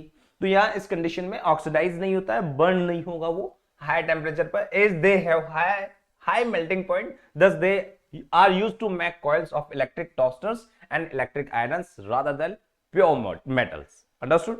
Now move to the next question. Next question, question number 14. A metal wire has diameter of 0.25 mm and electrical resistivity of 0.8 into 10 raised to the power minus 8 ohm meter है। यहां पर दो चीजें दी हुई है हमें। यहां पर वायर का, मेटेलिक वायर का डायमीटर हमें यहां पर गिवन है, यहां पर डायमीटर हमें गिवन है 0.25 और रेजिस्टिविटी हमें यहां पर गिवन है 0.8 into 10 to the power 8 ohm metre. दो क्वेश्चन आपसे यहां पर पूछे गए हैं, what will be the length of this wire to make a resistance of 5 ohm. 5 ohm का रेजिस्टेंस हमें बनाना है तो हमें उसकी लेंथ क्या रखनी चाहिए, ये क्वेश्चन है पहला। तो भाई 1 बाय 1 क्वेश्चन सॉल्व करते हुए चलते हैं। फर्स्ट क्वेश्चन हम यहां पर करते हैं इसको। तो देखो यार, जो हमें गिवन है ना, क्वेश्चन को करने का one of the best way क्या है भाई, जो आपको गिवन है, first of all write everything whatever is given to you, है ना। सो वी नो क्या क्या हमें गिवन है, वी आर गिवन, जो हमें गिवन है, वी आर गिवन, एक तो हमें क्या गिवन है यहां पर, लेंथ, डायमीटर गिवन है ना, वायर, मेटेलिक वायर का डायमीटर गिवन है d, और ये कितना है 0.25 mm, ठीक है, 0.25 mm। वैसे हमें यहां पर हमेशा रेडियस की जरूरत पड़ती है, ना कि डायमीटर की, क्योंकि जितने भी जो हमारे फॉर्मूले यूज होंगे, एरिया का भी अगर फॉर्मूला यूज हो रहा है तो यहां पर पाई आर स्क्वायर यूज होता है, ना कि हमें यहां पर डायमीटर की यूज पड़ता है। तो डिवाइडेड बाय 2 कर देंगे, है ना। रेडियस क्या होती है, रेडियस आपकी डायमीटर का हाफ होता है, क्लियर। और आपको रेजिस्टिविटी क्या होती है, ये मॉ, और ये क्या होता है 0.8 into 10 raise to the power minus 8 ohm metre, ये आपका रेजिस्टिविटी हो गई, क्लियर है। अब हमें लेंथ, मतलब लेंथ को फाइंड आउट करना है। आपको रेजिस्टेंस कितना निकालना है, 5 ओम का रेजिस्टेंस होना चाहिए, और लेंथ आपको यहां पर फाइंड आउट करनी है। यार इसके लिए एक बहुत सिंपल सा हमारे पास फॉर्मूला है ना, हमने निकाला भी था कि जो रेजिस्टेंस है आपका वो किस पर डिपेंड करता है, एरिया पर डिपेंड करता है, और वायर की लेंथ पर भी डिपेंड करता है। रेजिस्टिविटी, जब हम प्रोपोर्शनलिटी कांस्टेंट को हटाते हैं तो उस कंडीशन में हम वहां पर क्या लगाते हैं, वहां पर हम रेजिस्टिविटी लगाते हैं। ये हमारे पास एक फॉर्मूला है ना। अब उस फॉर्मूले में ये सारी वैल्यूज पुट हो रही है और वहां से लेंथ निकल कर आ रही है हमारे पास। तो लेंथ क्या होगा यार बच्चों, यार यहां पर समझना, वी नो, हम जानते हैं कि यहां कौन सा फॉर्मूला होगा, R equal to rho, R equal to rho, और क्या था, ए अपॉन, ओ सॉरी ए नहीं, यहां पर आएगा एल, एल अपॉन ए। और यहां से क्या फाइंड आउट करना है, एल फाइंड आउट करना है। तो एल इक्वल टू क्या आ जाएगा, R A upon rho. Values put कर देंगे, सारी वैल्यूज पुट करते हैं यहां पर। तो एल इक्वल टू क्या हो जाएगा आपका, L equal to rho, R की वैल्यू कितनी है 5, ए क्या होता है पाई आर स्क्वायर, समझ रहे हो ना। ए क्या होता है, यानी कि जो एरिया है, एरिया ऑफ वायर, वो क्या होगा यार, पाई आर स्क्वायर। यही तो एरिया होता है किसी भी जो कंडक्टिंग वायर होता है, कंड्यूट कंडक्टिंग वायर होता है जो कि सिलेंड्रिकल शेप में है, उसका एरिया क्या होगा, उसका एरिया पाई आर स्क्वायर है। ठीक है, तो यहां पर क्या हो गया आपका पाई आर स्क्वायर अपॉन लेंथ, ये रो कंडक्टिंग वायर की ये कितनी है 0.8 मल्टीप्लाई बाय 10⁻⁻⁸ -8। क्लियर है, यहां वैल्यूज पुट करते हैं इसकी भी। L equal to 5 multiply by pi की वैल्यू कितनी होगी 3.14, और यहां R की वैल्यू कितनी होगी, R कितना है, R यहां पर डायमीटर आपको गिवन है, इसको डिवाइडेड बाय 2 कर देंगे तो रेडियस हो जाएगा। ठीक, डिवाइडेड बाय 2 किया तो रेडियस हो जाएगा। तो यहां पर कितना हो जाएगा 0.25 अपॉन 2, और mm है तो इसको 10⁻³ से मल्टीप्लाई कर देंगे और स्क्वायर लगा देंगे। अपॉन में क्या आ जाएगा 0.8 मल्टीप्लाई बाय 10⁻⁻8। जब बच्चों इसे सॉल्व करेंगे हम, है ना, तो कुछ ऐसा लगभग आएगा आपके 30.62 के लगभग आएगा आपके। क्लियर है, समझ में आ रहा है। जब इसे सॉल्व करेंगे हम इसे तो क्या आ जाएगा आपका 30.62 के अप्रॉक्स आएगा जब इसे सॉल्व करेंगे। सीधा आपको करना कुछ नहीं है, सीधा जो वैल्यूज आपको गिवन है वो वैल्यूज किस पे पुट करनी है, आपको फॉर्मूला में पुट करनी है, और वहां से आंसर आपके निकल के आ जाएगा बच्चों। Now you can see the solution also, solution भी आपको यहां पर गिवन है। देखें यहां पर ये डायमीटर है और ये आपका रो है, रेजिस्टिविटी है, ये आपकी इसमें सभी में हमने पुट कर दिया। और ये सारे पुट करने के बाद यहां पर देखो डायमीटर है, और ये डायमीटर क्या हो गया, रेडियस क्या हो गई, डायमीटर का हाफ हो गया। सारे वैल्यूज पुट करेंगे तो यहां पर कितना निकल के आ गया 30.62 निकल के आ गया। नाउ नेक्स्ट क्वेश्चन था आपका यही, how much will the resistance change if the diameter of the wire is double. Diameter of wire double कर दे तो उस कंडीशन में रेजिस्टेंस आपका कितना चेंज हो जाएगा, ये क्वेश्चन सेकंड नंबर का आपसे पूछा गया है। चलिए यार इसको भी कर लेते हैं। समझना यहां पर बच्चों, जो हमने किया पहले वो क्या किया था, आपको पता है कि यार R इक्वल टू क्या होता है, R equal to rho L upon A होता है। क्लियर है। अब यहां पर जो पहले आपका एरिया था यानी कि पाई आर स्क्वायर, और इसमें R जो था वो पहले क्या था D ही था, D/2 लिख दिया हमने। अब यहां पर डायमीटर को क्या कर दिया है, डायमीटर को आपके डबल कर दिया गया है, और डायमीटर को अगर डबल कर दिया गया है तो अब ये D क्या हो जाएगा आपका 2D हो जाएगा। क्लियर। तो यहां से R इक्वल टू क्या, R इक्वल टू रो वही रहने वाला है, रेजिस्टेंस में कोई रेजिस्टिविटी में कोई चेंजेस नहीं आने वाले हैं, और L, और ये क्या हो जाएगा पाई आर स्क्वायर है, तो R स्क्वायर को मैं क्या लिख दूंगा, R equal to rho L upon pi, और यार ये R जो है ना आपका, ये R D/2 होगा, D/2 स्क्वायर हो जाएगा। क्लियर। यहां से क्या आ जाएगा R equal to rho L upon क्या जाएगा आपका, ये 4 ऊपर चला जाएगा तो 4 हो जाएगा ये, और यहां पर क्या जाएगा पाई D स्क्वायर। ये आपके फर्स्ट इक्वेशन बन के आई। सेकंड इक्वेशन क्या बन के आएगी बच्चों, सेकंड इक्वेशन यहां पर अब आपके D की जगह क्या हो गया है 2D हो गया है, D की जगह आपके क्या हो गया है 2D हो गया है। क्लियर। अब यहां से क्या होगा, यहां से सेम R डैश जो रेजिस्टेंस में चेंजेस आएंगे वो क्या आएंगे, रो L अपॉन जो D है यानी कि पाई R स्क्वायर में क्या लिखा था पहले D/2 लिखा है हमने, तो यहां पर क्या आ जाएगा 2D/2 का होल स्क्वायर। यहां से क्या हो जाएगा, R dash equal to rho L upon pi, और ये क्या हो जाएगा, डी स्क्वायर। क्लियर है, rho L upon pi D square है। आर डेज हमने यहां पर निकाल लिया है, आर हमने यहां पर निकाल लिए हैं दोनों, ये फर्स्ट इक्वेशन है और ये सेकंड इक्वेशन है। अब डिवाइड कर देंगे यार, हमें कंपैरिजन करना है कि जो पहले वाला रेजिस्टेंस था और अब जो रेजिस्टेंस है उनमें कितना चेंजेस आया है।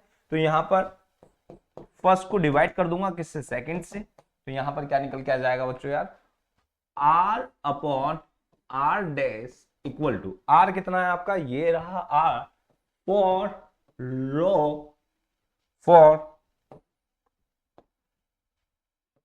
Rho L upon pi D square upon, ये कहां है, ये upon rho L upon pi D square, ये हमारे पास निकल के आया। क्लियर है, जो यहां से कट हो रहा है उसे हम कट कर देंगे, तो यहां से रो कैंसिल आउट हो जाएगा, एल से एल कैंसिल आउट हो जाएगा, पाई से पाई कैंसिल आउट हो जाएगा, डी से डी स्क्वायर कैंसिल आउट हो जाएगा। क्लियर, तो यहां से क्या निकल के आया, R upon R dash equal to आ जाएगा आपका 4/1।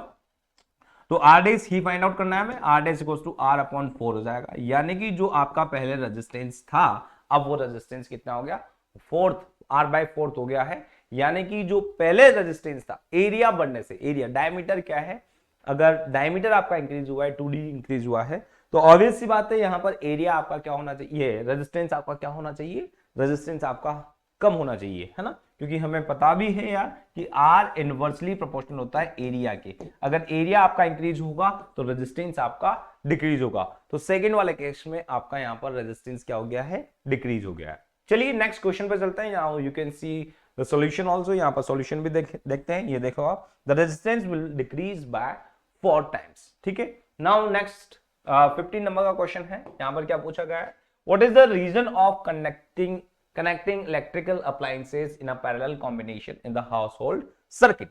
अच्छा, क्या रीजन है कि सारी जो इलेक्ट्रिकल अप्लायंसेस हैं वो सारे इलेक्ट्रिकल अप्लायंसेस आपके पैरेलली कनेक्ट की जाती है घर में, इन्हें सीरीज में कनेक्ट नहीं किया जाता है। इसके पीछे का रीजन मैं आपको बता देता हूं यार, कि अगर चीजों को हम सारी जो इलेक्ट्रिकल अप्लायंसेस हैं, ये इलेक्ट्रिकल अप्लायंसेस अगर हम सीरीज में कनेक्ट करते हैं, सीरीज में कनेक्ट करेंगे तो क्या होगा यार, यहां पर अगर हम पोटेंशियल डिफरेंस यहां और यहां पर कनेक्ट करते हैं, ये सब लोड है आपके, है ना, ये सब लोड है आपके, ये सब लोड है घर की जो इलेक्ट्रिकल अप्लायंसेस हैं। अब इसे मैंने सीरीज में कनेक्ट कर दिया है, सीरीज में कनेक्ट कर दिया है, तो इस कंडीशन में जब हम करंट का फ्लो करेंगे, वोल्टेज या पोटेंशियल डिफरेंस अप्लाई करेंगे, तो यार यहां पर सभी जगह पोटेंशियल जो है आपका ड्रॉप हो जाएगा, सभी जगह पोटेंशियल ड्रॉप हो जाएगा। तो इसका मतलब ये फिक्स है कि अगर आपके यहां पर फ्रिज लगा हुआ है या वॉशिंग मशीन लगी हुई है, कुछ भी लगा हुआ है, जहां पर वोल्टेज ज्यादा चाहिए, जहां वोल्टेज ज्यादा चाहिए वहां पर उतना वोल्टेज नहीं मिल पाएगा। क्लियर, क्योंकि यहां पर सीरीज कनेक्शन में क्या होता है, वोल्टेज ड्रॉप हो जाता है। तो ये हो सकता है कि आपके चल ही ना पाए, और इसके बाद एक और बल्ब लगा हुआ है तो उसको तो और भी कम वोल्टेज मिलेगा, और भी कम वोल्टेज मिलेगा तो ग्लो ही नहीं कर पाएगा। क्लियर, पहला रीजन तो ये। दूसरा रीजन ये है कि अगर यहां पर मान लीजिए कि आपकी सीरीज कनेक्शन में ये जो है आपका खराब हो जाती है ना, ये जो है वो ब्रेक हो जाती है, कुछ भी हो जाता है, खराब हो जाएगी, तो इस कंडीशन में यहां से कनेक्शन ब्रेक हो जाएगा पूरा, और आगे की जितनी भी अप्लायंसेस हैं वो वर्क करना बंद कर देगी, कोई सी भी अप्लायंस आपका काम नहीं करेगी ये अगर ब्रेक हो जाती है। तो इसलिए हमें यहां पर सारी अप्लायंसेस को किस में लगाया जाता है, सारी अप्लायंसेस को सीरीज में कनेक्ट किया जाता है, ताकि क्या होगा कि अगर किसी एक पर भी, पहली बात तो सीरीज में क्या होता है, ये पैरेलल में क्या होता है, आपके यहां पर जो पोटेंशियल हम अप्लाई करते हैं वही पोटेंशियल सभी जगह होता है, यहां यहां यहां यहां यहां यहां यहां, जो पोटेंशियल हमने अप्लाई किया है वही पोटेंशियल सभी जगह होता है। क्लियर, पहली चीज तो ये है, पैरेलल में जो पोटेंशियल यहां है वही पोटेंशियल सभी पे होगा, इसलिए यहां पर कोई प्रॉब्लम नहीं होगी ग्लो होने की, बल्ब उतना ही ग्लो होगा, उतनी ही ब्राइटनेस होगी, और वॉशिंग मशीन है तो आपकी वॉशिंग मशीन भी उसी पे वर्क करने वाली है। क्लियर, दूसरी बात, अगर ये मान लीजिए खराब हो जाता है तो इसमें कोई इस पे इफेक्ट नहीं पड़ने वाला है, ये खराब हो गया कोई दिक्कत नहीं, करंट तो आगे जा ही रहा है, समझ रहे हो ना, करंट तो आपके आगे जा ही रहा है, तो करंट अगर आपके आगे जा रहा है तो यहां पर किसी और इलेक्ट्रिकल अप्लायंसेस पर इसका कोई इफेक्ट नहीं पड़ने वाला है, इसलिए हम सारी अप्लायंसेस को पैरेलली कनेक्ट करते हैं, ना कि सीरीज में कनेक्ट करते हैं। क्लियर? चलिए नेक्स्ट क्वेश्चन पे चलते हैं। Next you can see the, ये भी पढ़ सकते हैं आप, सब कुछ आपको बहुत क्लैरिटी से लिखा हुआ है यहाँ पर, इसको भी पढ़ सकते हैं। Now move to the 16 number का क्वेश्चन क्या है यहाँ पर, in a electrical circuit two resistors of 2 ohm and 4 ohm are connected in series to a 6 volt battery, 6 volt की बैटरी से कनेक्टेड है। Find the heat dissipated by the 4 ohm resistors in 5 second. दो resistors हैं आपके, एक तो वही 2 ohm का रजिस्टर है और एक आपका कौन सा 4 ohm का रजिस्टर है, और दोनों को सीरीज में कनेक्ट किया गया है एक 6 वोल्ट की बैटरी से। क्वेश्चन क्या पूछा गया है? क्वेश्चन पूछा गया है आपसे कि भाई 4 ohm का जो रजिस्टर है उससे कितनी हीट डिसिपेट होगी 5 सेकंड में। Clear?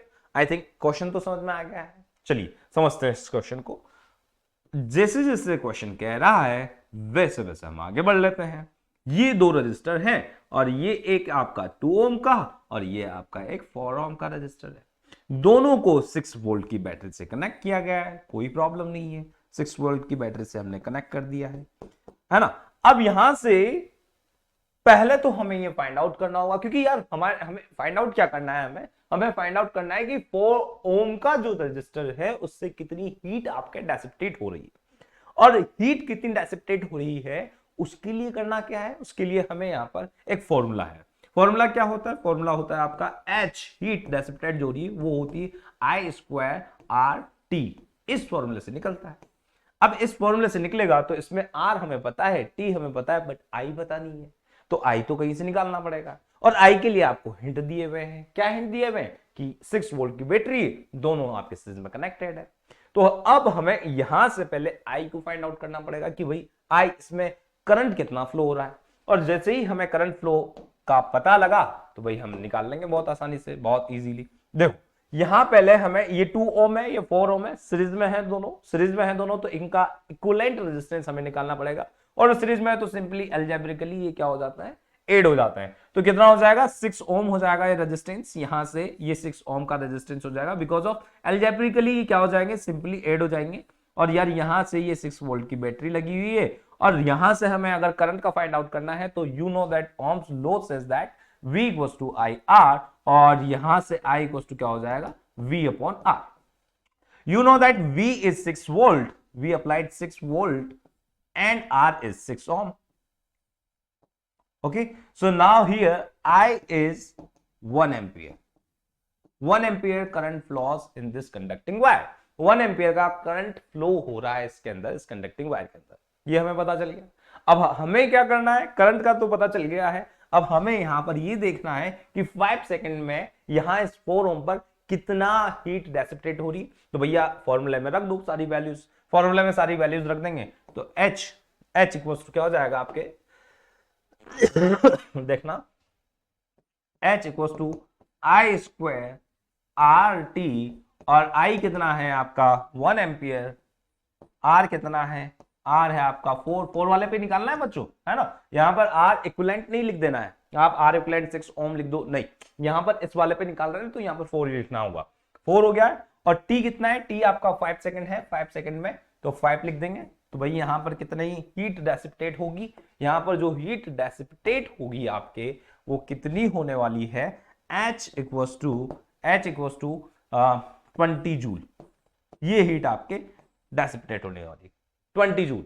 Clear? Now you can see that, ये देखो 20 जूल आपके जूल में है, जूल में मेजर करते हैं हीट को। क्लियर है? तो यहां पर कितनी हीट आपकी डिसिपेट होने वाली है, 20 जूल हीट आपके यहां पर डिसिपेट होने वाली है। क्लियर? आई होप कि आपको ये समझ में आ गया होगा। चलिए नेक्स्ट क्वेश्चन पर चलते हैं, question number 17। Why fuse are used in electrical appliances, electrical circuits. Electrical circuit में हम फ्यूज का यूज क्यों करते हैं? एवरीवन आई नो दैट कि सभी ने आपने फ्यूज वर्ड तो सुना ही है। घर में जब भी हम इलेक्ट्रिकल अप्लायंसेस की बात कर रहे होते हैं या सर्किट्स की बात कर रहे होते हैं, जो भी कनेक्शन बनाते हैं, वहां घर के स्टार्टिंग में ही हम एक फ्यूज लगा देते हैं, है ना, जहां हमारा जो इलेक्ट्रिक मीटर होता है उस इलेक्ट्रिक मीटर के जस्ट बाद में हम क्या लगा देते हैं, फ्यूज लगा देते हैं। अरे यार फ्यूज क्यों लगा रहे हैं, रीजन क्या है फ्यूज लगाने का? तो फ्यूज लगाने का रीजन मैं आपको बता दूं यार बच्चों, कि जो इलेक्ट्रिकल अप्लायंसेज हैं, जो आपके आगे की इलेक्ट्रिकल अप्लायंस, उनका एक सबकी एक फिक्स्ड वो होता है कि इतने वोल्ट का है, इससे ज्यादा अगर करंट का फ्लो होगा तो ये डैमेज हो सकती है। क्लियर है? अगर ज्यादा वोल्टेज आ गया है, ज्यादा वोल्टेज आएगा तो करंट का ज्यादा फ्लो होगा, और करंट का अगर ज्यादा फ्लो होता है तो इस कंडीशन में ये इलेक्ट्रिक अप्लायंस आपकी डैमेज हो सकती है। इससे ज्यादा को आपको 220 वोल्ट आपके अगर पोटेंशियल डिफरेंस है और 220 से अगर ये आपके 300 वोल्ट हो जाता है तो उस कंडीशन में आपकी इलेक्ट्रिक अप्लायंसेस डैमेज हो सकती है। डैमेज हो सकती है यानी कि इलेक्ट्रिकल अप्लायंसेस कुछ तो बहुत ही महंगी आती है, जैसे कि यार आप टीवी मान लो, आप फ्रिज मान लो, आप वॉशिंग मशीन मान लो, या आप कुछ भी मान लो यार, है ना। तो ये इलेक्ट्रिकल अप्लायंसेस आपकी डैमेज हो सकती है, और डैमेज हो जाएगी तो भैया बहुत बड़ा नुकसान है। बहुत बड़ा नुकसान है तो भाई क्या करें, इससे बचने के लिए हम लगाते हैं फ्यूज। फ्यूज में क्या होता है कि फ्यूज जैसे ही आपके यहां पर एक वायर होता है, ये वायर अलॉय होता है। अब इस वायर में क्या खासियत होती है कि जैसे ही आपके क्या हुआ, करंट का फ्लो ज्यादा होगा, जितना जो हमने सेट किया हुआ है उस सेट वायर से ज्यादा अगर आपका करंट फ्लो होगा तो ये हीट डाइसिपेटेड होता ही, और यहां से क्या होता है कि ये वायर होता है फ्यूज मान लो, ये यहां से इसको कनेक्ट करता है इधर से, और जैसे ही आपके ज्यादा करंट का फ्लो हुआ और भाई क्या हो जाएगा आपके यहां पर, ये ब्रेक हो जाएगा यहां से। ब्रेक होते यानी कि ये मेल्ट हो जाता है ना, मेल्ट हुआ, मेल्ट होते ही ये ब्रेक हो जाएगा, और ब्रेक होते ही जितनी भी आगे की जो अप्लायंसेज है आपकी वो क्या हो जाएगी, सेफ हो जाएगी, है ना। आगे करंट ही नहीं जाएगा, करंट ही नहीं जाएगा तो भाई आपकी सारे इलेक्ट्रिकल अप्लायंसेज क्या हो जाएगी, सेफ हो जाएगी। इसलिए हमेशा हमें फ्यूज का तो यूज करना ही चाहिए सेफली यूज के लिए। Now you can see that कि electrical fuse electric fuse is used to protect the electrical circuit from overloading, जो मैं आपको बता ही रहा था, और short circuit. When the current flowing through a circuit exceed the safe limit, the temperature of the fuse wire increase, and due to heating effect, it gets melt and breaks the circuit. Circuit को क्या कर देता है, break कर देता है। Clear? I hope कि आपको समझ में आया होगा। चलिए नेक्स्ट क्वेश्चन पर चलते हैं। नेक्स्ट क्वेश्चन कौन सा है, क्वेश्चन नंबर 18, और यहां पर क्या पूछा गया है, define the SI unit of electric power what is the commercial unit of electrical energy. Electric power क्या होती है?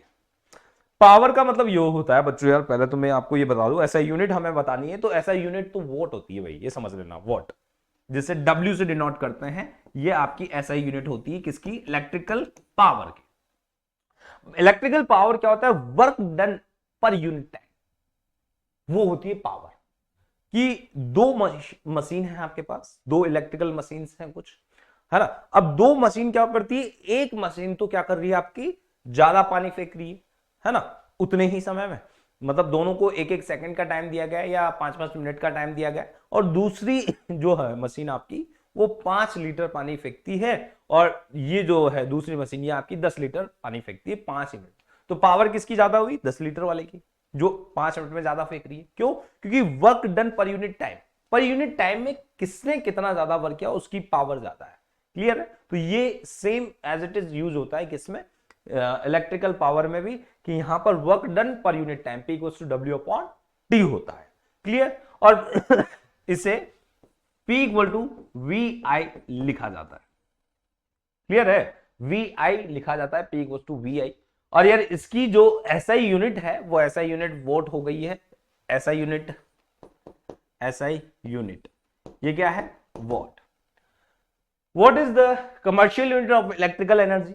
अच्छा, कमर्शियल यूनिट क्या है, क्या होती है इलेक्ट्रिकल एनर्जी की, तो इलेक्ट्रिकल एनर्जी की जो कमर्शियल यूनिट होती है वो होती है 1 किलोवाट हावर। एक घंटे में कितने, एक घंटे के कितने किलोवाट हावर एनर्जी आपके यूज हुई है, ये आपकी क्या होती है, इलेक्ट्रिकल एनर्जी की कमर्शियल यूनिट होती है। जो आपके घर में आप अप्लायंसेस जो हैं वो यूज करते हैं, तो वो एनर्जी की फॉर्म में जो आपके इलेक्ट्रिकल एनर्जी आती है, वो जो हमारे घर में बिल आता है, इलेक्ट्रिकल बिल जो आता है, इलेक्ट्रिक बिल, वहां पर हम एनर्जी को ही काउंट करते हैं, और ये 1 यूनिट के बराबर होता है। कहते हैं ना कि एक यूनिट यूज हो गई, एक यूनिट यूज हो गई मतलब कि हमने इतनी एनर्जी को कंज्यूम कर लिया है।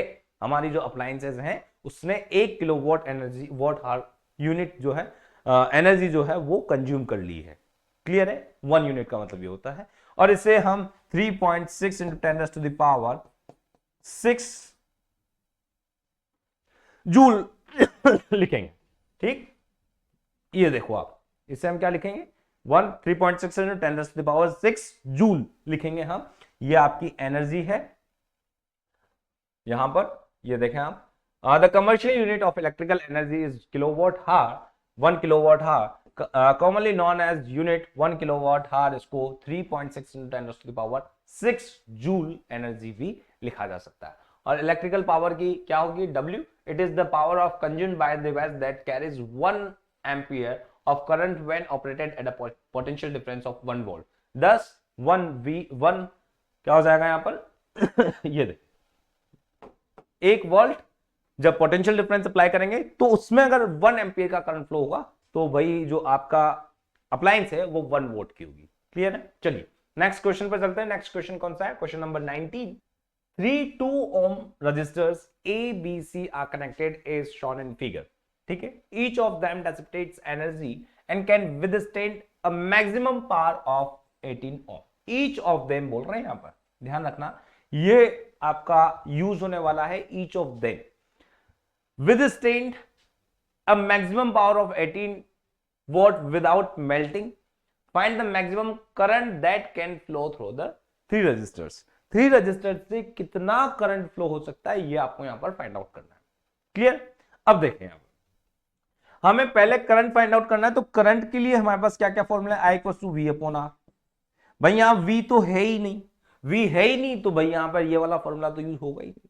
यहां पर पावर वाला फॉर्मूला यूज होगा, पावर में जहां पर I और R दोनों आए तो इसके लिए हमारे पास एक फॉर्मूला होता है। कौन सा फॉर्मूला होता है?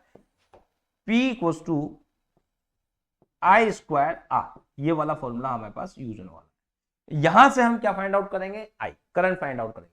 अच्छा, ये जो R है ना, ये R इस पूरे के लिए नहीं बोल रहे हैं, है ना। R इक्विवेलेंट फाइंड आउट नहीं करना है हमें यहां पर। ये R ईच ऑफ देम, यानी कि ये R भी है, ये R और ये R, तीनों R जो है आपके मैक्सिमम पावर, मैक्सिमम विथस्टैंड कर सकते हैं मैक्सिमम पावर के लिए, जो कि 18 वोल्ट है।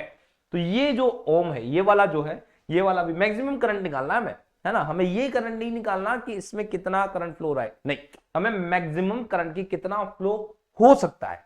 तो कितना फ्लो हो सकता है, तो मान लो इन दोनों को भूल जाओ आप, इसी की बात करते हैं, इसी की बात करते हैं। तो ये R जो है आपका 18 वोल्ट तक विथस्टैंड कर सकता है, 18 वोल्ट तक विथस्टैंड कर सकता है। तो इसमें कितना करंट फ्लो होना चाहिए, है ना। इसमें कितना करंट फ्लो होगा, तो भाई इसमें R इक्विवेलेंट मत निकाल लेना बच्चों यार, है ना। कुछ बच्चे गलती कर सकते हैं कि R इक्विवेलेंट निकाल लें, तो R इक्विवेलेंट नहीं निकालना है। मैं ईच की बात कर रहा हूं, और ईच के सभी 18 वोल्ट तक विथस्टैंड कर सकते हैं, और विथस्टैंड कर सकते हैं 18 वोल्ट तक। तो मैं सिर्फ इसकी बात कर रहा हूं कि ये भी 18 वोल्ट तक कर सकता है। तो इसमें कितना करंट, कितना मैक्सिमम करंट जाया जा सकता है, तो इसमें कितना मैक्सिमम करंट जाया जा सकता है। तो यहां पर P हमें पता है कितना है, 18 वोल्ट है, और R हमें पता है ये कितना है, 2 ओम का है। और यार यहां पर करंट फाइंड आउट करना है आपको, तो करंट फाइंड आउट करना है तो हमें पता है P = क्या हो जाएगा, I²/R, और यहां से I = क्या हो जाएगा, I = आ जाएगा आपका P/R √। क्लियर? ये हो गया। यहां से P की वैल्यू रख देंगे और R की वैल्यू रख देंगे, P और R की वैल्यू रख देंगे, तो यहां से I = कितना हो जाएगा आपका √। P की वैल्यू है 18, R की वैल्यू है 2, तो यहां से कितना हो जाएगा, I = √9, और I मैक्सिमम है ये, I मैक्सिमम कितना हो जाएगा आपका 3 एम्पियर का करंट फ्लो हो सकता है।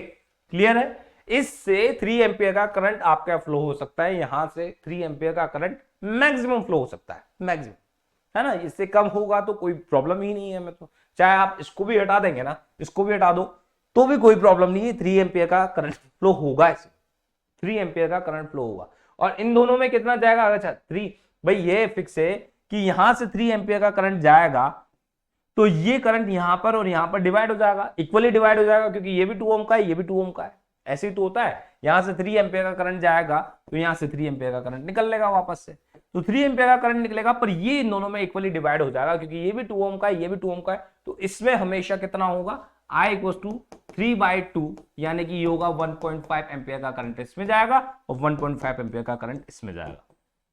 इन दोनों पे 1.5 एम्पियर के करंट जाएंगे, मैक्सिमम करंट है ये इनका, है ना, 1.5 और 1.5, और इधर जो करंट आएगा आपका वो कितना आएगा 3 एम्पियर का। अच्छा 4 एम्पियर का करंट अगर इधर से गया तो 4 एम्पियर का करंट अगर इधर से गया तो ये क्या हो जाएगा, ब्रेक डाउन हो जाएगा, मेल्ट हो जाएगा।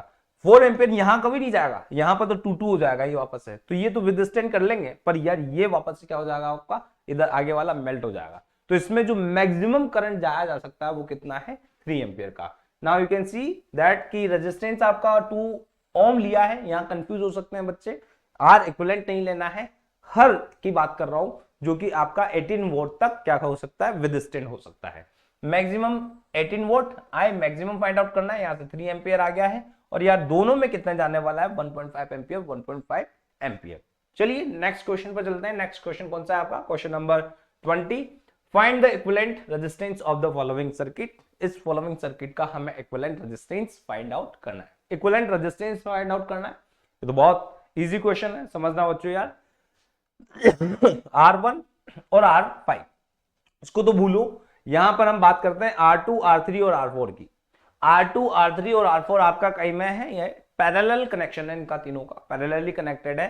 तो पैरेलल कनेक्टेड है तो R इक्विवेलेंट निकाल देते हैं, 1/R(E1) निकाल रहा हूं मैं, तो 1/R2 हो गया है, प्लस 1/R3 होगा, प्लस 1/R4 होगा।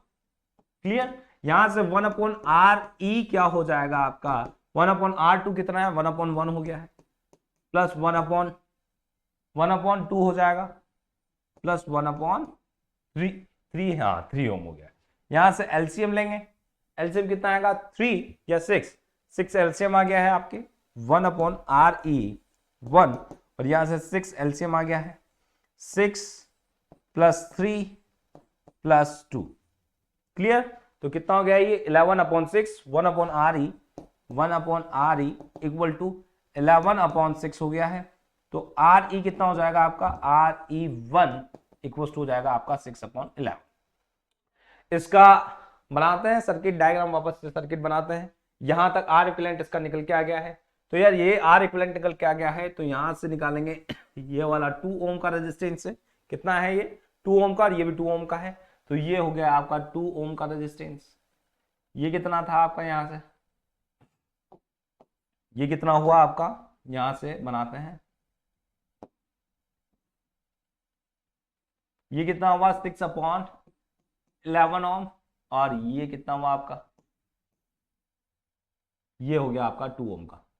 अब ये आपके तीनों सीरीज में कनेक्टेड हैं, ये तीनों सीरीज में कनेक्टेड है, तो तीनों सीरीज में कनेक्टेड है, तो यहां पर हम सीरीज के अकॉर्डिंग निकाल लेंगे। ये तो अब बहुत इजी है, कोई प्रॉब्लम नहीं है, सीरीज में कनेक्टेड है। तो R इक्विवेलेंट कितना होगा, R इक्विवेलेंट होगा आपका 2 + 6/11 + 2 अपॉन 1 कर देता हूं दोनों में, यहां से 11 कॉमन ले लेते हैं, ये हो गया आपका 22 ये हो जाएगा आपका 6 और ये हो जाएगा आपका 22 44, ये दोनों 44 हो गए हैं आपके, और ये 6, तो 50/11 हो जाएगा। R इक्विवेलेंट क्या निकल के आया आपका, R इक्विवेलेंट निकल के आया आपका 50/11 ओम, ये आपका R इक्विवेलेंट निकल के आया। तो यहां से हमारा जो R इक्विवेलेंट निकालना था हमें, R इक्विवेलेंट हमारा कितना निकल के आ गया है 50/11। ठीक है, यहां से ये पैरेलल थे, तो यहां से कितना आ गया आपका 6/11 ओम है, ये 6/11 ओम है, और इसके बाद ये तीनों सीरीज में हो जाएंगे, तो ये तीनों सीरीज में हो गए हैं, और सीरीज में तो सिंपली कनेक्ट 8 कर देते हैं, तो ये 8 किया, तो यहाँ पर 50/11 ओम आपके यहाँ पर इक्विवेलेंट रेजिस्टेंस निकल के आया है। क्लियर है, सो आई होप कि आपको ये सारे क्वेश्चंस बहुत इजीली समझ में आ गए होंगे, सारे क्वेश्चंस समझ में आए होंगे आपको। हमने यहाँ पर 20 क्वेश्चंस किए हैं, अरिहंत की जो क्वेश्चंस बैंक है उससे 20 क्वेश्चंस यहाँ पर हमने किए हैं। मिलते हैं नेक्स्ट सेशन में, तब तक के लिए थैंक यू, एंड भाई बच्चों पढ़ते रहना, थैंक यू।